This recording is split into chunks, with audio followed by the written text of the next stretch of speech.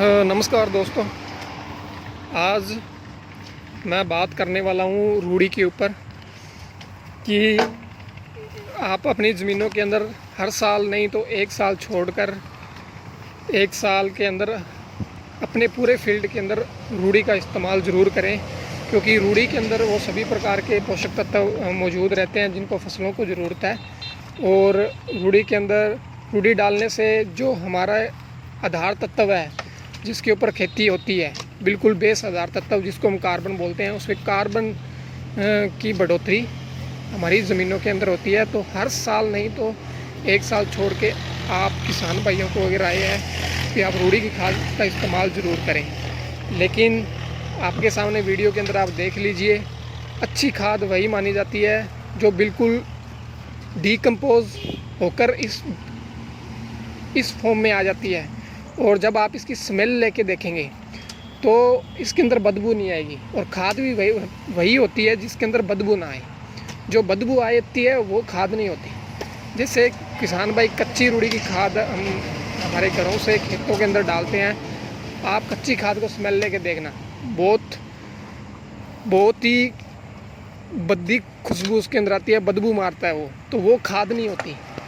उसके अंदर अगर आप वो खाद डालोगे डायरेक्ट ज़मीनों के अंदर तो वो फ़ायदा नहीं करेगी, आपकी ज़मीनों को उल्टा नुकसान करेगी। नुकसान क्यों करेगी?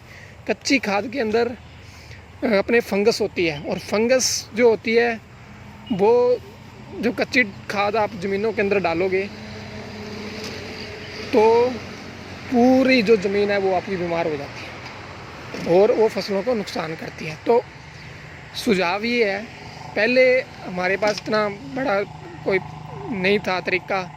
पहले हम बहुत सारे लोग नीचे ज़मीनों के अंदर खोद के उसको डीकम्पोज करने के लिए साल 2-2 साल छोड़ते थे। तो ये मेथड इतना कारगर नहीं है। सिंपल आपको मेथड बताऊंगा। आपको पहले खाद को तैयार करना है, तैयार करने के बाद ही ज़मीनों के अंदर डालोगे। 21 दिनों के अंदर आपकी खाद तैयार हो जाएगी। बिल्कुल सिंपल मेथड। आपको करना क्या है? आपको करना ये है कि आपको अपने खेत के अंदर कहीं पे जहाँ पर थोड़ी छाया रहती हो, पेड़ पौधे हो, वहाँ पे आप अपनी खाद इकट्ठी कर लीजिए जितनी खाद की आपको ज़रूरत है। उसके बाद आप क्या करोगे? आपने एक बड़ा टैंक कंटेनर डिग्गी आप बना सकते हो खेत के अंदर, या रबड़ के टैंक आप ले सकते हो मार्केट से। उस टैंक के अंदर आप पहले वेस्ट डीकम्पोज़र को तैयार करोगे। वेस्ट डीकम्पोज़र को कैसे तैयार किया जाता है मैं नीचे डिस्क्रिप्शन के अंदर आपको लिंक दे दूंगा। अगर कोई नया किसान भाई है जिसको नहीं पता है इसके बारे में, वो उस लिंक के ऊपर क्लिक करके जाके आप वीडियो देख लेना। वेस्ट डीकम्पोज़र तैयार करना है। उस बड़े कंटेनर के अंदर 2 से 5 किलो के बीच में आप सरसों की खल, जिसका इस्तेमाल हम घरों में पशुओं को चारे के रूप में करते हैं, वो आप ले सकते हैं। अदरवाइज जिन किसान भाइयों के पास सरसों अवेलेबल है जो कि अपना ऑयल सीड है, सरसों को 2 से 5 किलो लेके अच्छी तरीके से उसको पीस लेना है। पिसाई करने के बाद आप उस टैंक के अंदर डाल दोगे वेस्ट डीकम्पोज़र वाले में, और इसको हफ्ते 10 दिन तक के लिए छोड़ दोगे। जो रूढ़ी की खाद आपने तैयार किया है, आपके पास शायद कोई स्प्रे की टैंकी होगी। स्प्रे की टैंकी के अंदर 20 से 30% आपने उसके अंदर वेस्ट डीकम्पोज़र डालना है, बाकी आप उसके अंदर सारा पानी डाल दोगे। और वेस्ट डीकम्पोज़र वही डालना है जिसके अंदर हमने 2 से 5 किलो सरसों के बीज को पीसकर या फिर खल को डाला है, वो वाला वेस्ट डीकम्पोज़र आप डालोगे। और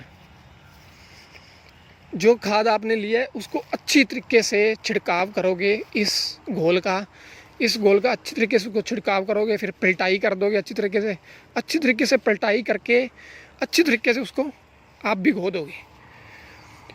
और आपको 20 से 21 दिन तक उसको आपको गीला रखना है, सूखने नहीं देना है। उस जो खाद है उसको सूखने नहीं देना है, और आप पानी का छिड़काव करते रहिए उसके ऊपर, और इस घोल का छिड़काव करते रहिए। 21 दिनों तक आपको ये काम करना है। 21 दिन के बाद ये खाद आपकी अच्छी तरीके से डीकम्पोज होके इस फॉर्म में आ जाएगी जो आपको वीडियो के अंदर दिख रहा है। बिल्कुल काली खाद है।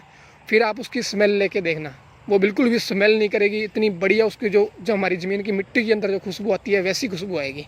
और जिसके अंदर खुशबू आती है मिट्टी की तरह वही खाद मानी जाती है, ना कि कच्ची खाद जो स्मेल करती है वो कभी भी खाद नहीं हो सकती। तो ये बिल्कुल सिंपल मेथड है।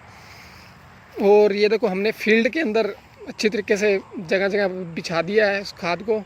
अच्छी तरीके से हर कोने तक खाद आपकी ज़मीन को पहुंच जानी चाहिए।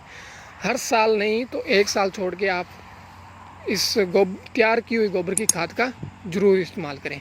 वीडियो पसंद आई है, ज़्यादा से ज़्यादा इसको शेयर कर दो, वीडियो को लाइक कर दो। प्रैक्टिकल जो काम किया होता है हाथों से, वही चीज़ हम आपको इस चैनल के ऊपर बताएंगे। धन्यवाद दोस्तों।